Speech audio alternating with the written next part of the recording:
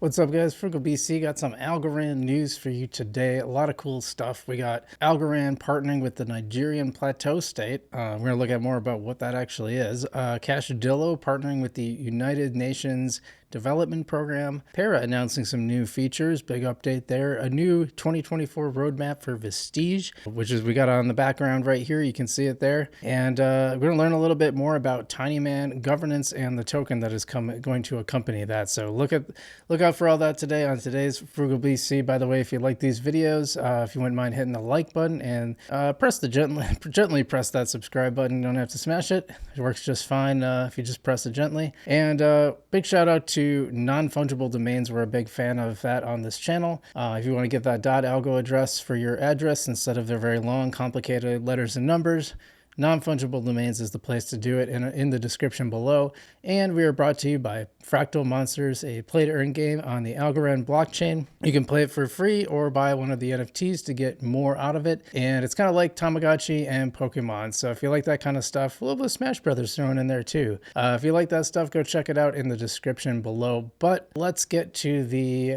news today. And we're going to start with Algorand partnering with the Nigerian Plateau State. Let's take a look at this. This comes right from the foundation. Just announced, learn more about our joint collaboration with the government of Plateau State of Nigeria to explore pilot programs using Algorand blockchain technology. That's cool. The Plateau State government oversees daily operations in the region in sectors ranging from judicial to legislative services to procurement and healthcare. Partnership builds on our outgoing investments in Nigeria, which have largely focused on developer education with more than 500 developers trained in 2023 alone. Well, that's a lot. That's pretty exciting. So, now you might be wondering what the Nigerian Plateau State government is. So let's take a look at that. So in case you're wondering, Plateau State is the 12th largest Nigerian state. It is located near the center of Nigeria and includes a range of hills surrounding the Jos Plateau. Its capital and the entire plateau itself. Oh, I'm sorry. So Plateau State is described as the home of peace and tourism. Wow, how about that? Natural formations of rocks, hills, and waterfalls. It derives its name from the Jos Plateau and has a population of about 4.7 million. So, and there you can kind of see where it is, and they're diving into Algorand. So good to see that. I like that. Look forward to learning more about that partnership. Speaking of partnerships, we got Dillo, which is an app built on the Algorand blockchain. It says, we are delighted to be able to announce our partnership with UNDP, that is the United Nations Development Program, to strengthen the use of Web3 tools in the organization. Thanks, AlgoFam, everyone, for supporting us. Let's reimagine the future with technology. United Nations Development Program announces a partnership with InnoFund, a blockchain development firm dedicated to creating Web3 solutions that address societal challenges. Together, they will explore leveraging blockchain technology for sustainable development by addressing governance challenges, promoting financial inclusion, and driving social impact. InnoFund powers Dillo, crowdfunding and grant management platform, which will support UNDP on addressing various challenges, including grant allocation and management, provision of advanced fundraising tools, automating co-financing mechanisms, optimizing data collection, and ensuring seamless impact reporting. So a lot of good stuff going on there. A lot of different avenues that they're going to be look at using Web3, and Dillo, of course, built on Algorand. So I think that's a really neat little development there, and that's pretty cool. Also cool, we got an update from Para Wallet, and actually I found out this week that AJ Wrights Crypto will be interviewing Min from Para Wallet, so we'll have to be sure to check that out. But meanwhile, there's some updates, so let's see what those are. New feature, live updates on Para Explorer. Experience the Algorand blockchain in real time, track live transactions for tokens. Let's just pull it up. Let's try it out. So, of course, there were some issues with the previous Algo Explorer. Some problems there. They ran out of funds. I think they were kind of expecting to be fed funds from the foundation in perpetuity. I don't know if they had an actual plan to be sustainable, but it looks like a lot of other, like Allo has added an Explorer, but it's kind of hard to find. Like, they don't just have it right on their website, which I think would be good. I'll have to bookmark it, I guess, but they should just have it out there somewhere. And then here, Para now has one too, so I don't know. Let's see. I'll look up myself. There I am, frugalbc.algo. That's me. There's that. You can see, what else can you see? Blocks. I don't know what that's supposed to all be. Maybe is that just people that have interacted directly with my NFT? Must be, huh? So I thought you'd be able to see like all the transactions or something, but since it seems to be only showing ones that maybe I actually use the Frugal BC itself. Very interesting. Yeah, because I mean, obviously I just use it today, and there's none that says age like 1 day or not even a day, right? It could be in hours. So, but yep, they got that now, and I wonder if if I just go Algorand, can I get? You can do, okay, let's see what comes up. Algorand faucet drops, Algorand acid, does that just, let's just see what comes up if I go Algorand faucet drops. So this looks like a little more normal. These stuff that happened within the last 24 hours, 2 days, etc., etc. So, okay, well, that's kind of cool. That's kind of cool that they have that feature.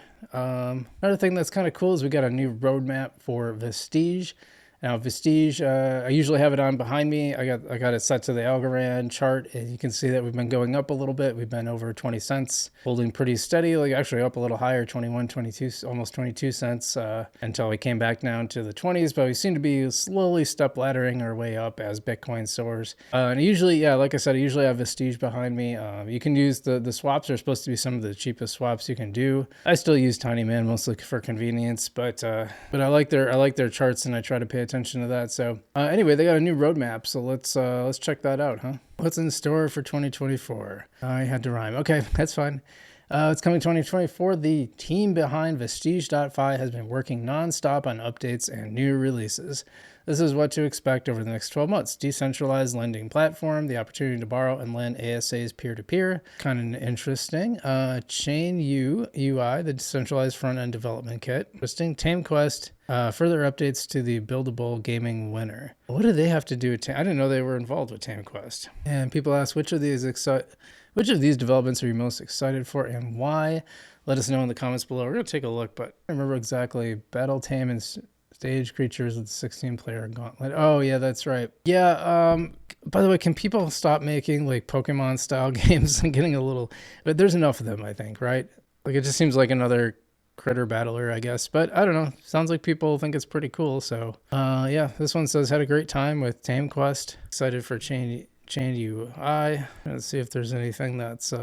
Oh, actually, people are really excited for TameQuest, so maybe I'll check it out. I also have like no patience for Discord games. I just find them like I find Discord super annoying. So a game that forces me to stay in Discord, I find super annoying. But I don't know. I think they might have moved out of that now. Maybe. I'm kind of surprised at how inaccessible some of these companies make these games. Like there was one that it was only available for like an hour a day or something weird. I don't know. It's kind of strange. But speaking of Tiny Man, I mentioned Tiny Man the other day, and I just mentioned it when I was talking about Vestige. I mentioned I do a lot of swaps in Tiny Man.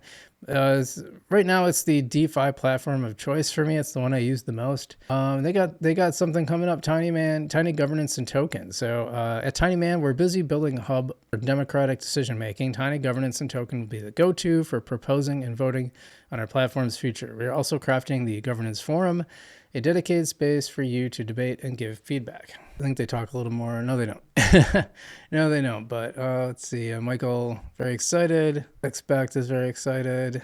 Hooligans, I know you want to announce a launch date for Tiny Token yet, but can you at least tell us which month it will be? I hope governance goes a little better than it has on Algorand governance, because I think most people are pretty frustrated by it now and just aren't that big of fans of it. I certainly am not. I don't think it's gone well. I don't like it. Even this time, like I put one of my DeFi farms into it and I was immediately kicked out. I don't think you're allowed to touch them, even adding to it. I don't think you're allowed to do that. It has to be, because that's the only explanation for why I would have been kicked out, because I didn't change anything otherwise, which like kind of defeats the purpose, like because you have to give up gains to get gains, right? Because you're not re-upping into your farm when you get profits. So when you take rewards, you're not reinvesting those rewards. So I mean, you're getting those rewards, but you're not reinvesting them. So you're losing out on money to gain some money in DeFi governance. Doesn't make a lot of sense. So I'm just not a fan of it. I'm really looking forward to nodes coming live. And even outside of the rewards part of it, I just don't find I haven't found governance to be very engaging. Like, I don't care about most of the issues that they put forward. It's just not exciting to me. A lot of times it's been like, oh, should the rewards be 5 million or 7.5 million? It's like, I don't care. like that's so uninteresting to me. I don't think they're like really giving you real decisions to make. In XGov, I just really haven't been impressed with XGov. It seems like just a way for people to get extra money. I'm just not a fan of the proposals I see on there. So yeah, it is what it is, but hopefully, and I think the best one was Lofty, because I like the way the one on Lofty, it was kind of optional. If you wanted to vote, you could. If you didn't, you didn't have to. It kind of gave you some optionality. Like sometimes I'll vote on, like if a tenant has trouble in Lofty and they're like, well, do you want us to like just pay this guy $1,000 to get out of here or whatever? I'll usually vote, yeah, just give them the money so they can go start somewhere else instead of drawing out this long eviction process. I think it's a lot easier. Just give them the money to move out. It saves everybody time. But I like that you can vote on that. You can vote on the reserve amount sometimes, or, how much to draw from the reserve amount, that sort of thing. But if you're too busy, you don't feel like it, you don't have to, and you don't lose anything. So I think that's probably a good way to do it. I hope governance works that way in Tiny Man. But and also like Folks and Tiny Man are both coming out with tokens, and while I think both of those projects are great, I'm big fans of both of them. I'm just not an ASA guy, and I don't think they're usually a good idea. So they could be different. I'm not saying that they won't like go to the moon or whatever, but from what I've seen, most ASAs launch and they kind of sink and they just keep sinking. They might have a little pops up here and there, or they might pop up a little first, but over the long run, most of them just don't seem to do that well. So I'm just not a big fan of ASAs. Someone in a comment I saw that I couldn't find asked me to do a video on which ASAs you should hold. I'm like, well, it'd be a short video because really, I just kind of think none of them. I think you should hold as few ASAs as possible. If you get them rewards, you should convert them right away. It doesn't necessarily seem to be the case in other chains. Sauce on HBAR is doing really well for me. And I've heard other ones are doing pretty well too. But on Algorand, I just stay away from them. So anyway, that's it for this week. I hope, or at least today's video, I hope you enjoyed this video about Algorand news. If you have any comments or questions, leave them down below. Remember to like and subscribe. We appreciate that. I'm trying to get to 4,000 subscribers, so if you can help us out there, we'd really much appreciate that. Thanks everyone who's subscribed so far. I'm FrugalBC, and I will see you in the future.